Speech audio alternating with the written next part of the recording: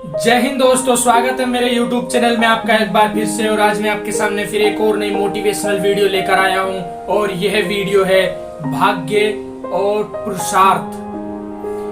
जीवन में भाग्य और पुरुषार्थ बहुत ही इम्पोर्टेंट होता है। तो चलिए इस पर आधारित एक कहानी सुनाते हैं आपको। एक बार दो राज्यों के बीच युद्ध की तैयारी चल रही थी। दोनों राज्यों के शासक एक प्रसिद्ध संत के भक्त थे। वे अपनी अपनी विजय का आशीर्वाद मांगने के लिए अलग अलग समय पर उस संत के पास पहुंचे। पहले शासक को आशीर्वाद देते हुए संत बोले कि तुम्हारी विजय निश्चित है। उसके बाद दूसरा शासक आता है। दूसरे शासक को उन्होंने कहा तुम्हारी विजय संदिग्ध है। दूसरा शासक संत की यह बात सुनकर चला गया, किंतु उसने हार नहीं मानी और अपने सेनापति से कहा हमें मेहनत और पुरुषार्थ पर विश्वास करना चाहिए, इसलिए हमें जोर शोर से तैयारी करनी होगी। दिन रात एक कर युद्ध की तैयारियां, युद्ध की बारीकियां सीखनी होगी। अपनी जान तक को झोंकने के लिए तैयार रहना होगा। इधर पहले शासक की प्रसन्नता का कोई ठिकाना नहीं रहा। उसने अपनी विजय निश्चित जानकर पूरा ध्यान आमोद प्रमोद में, नृत्य संगीत में लगा दिया। उसके सैनिक भी रंग रलियां मनाने लग गए और निश्चित दिन युद्ध आरंभ हो गया।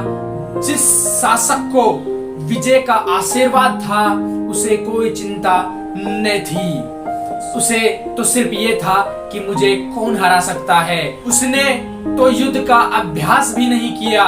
दूसरी ओर जिस शासक को विजय संदिग्ध बताई गई थी, उसने व उसके सैनिकों ने दिन रात एक कर युद्ध की अनेक बारीकियों को जान लिया था। उन्होंने युद्ध में उन्हीं बारीकियों का प्रयोग किया और कुछ ही देर बाद, कुछ ही समय बाद पहले शासक की सेना को परास्त कर दिया। अपनी हार पर पहला शासक बौखलाता हुआ उस संत के पास गया और पास जाकर बोला महाराज, आपकी वाणी में कोई दम नहीं है, आप गलत भविष्यवाणी करते हैं।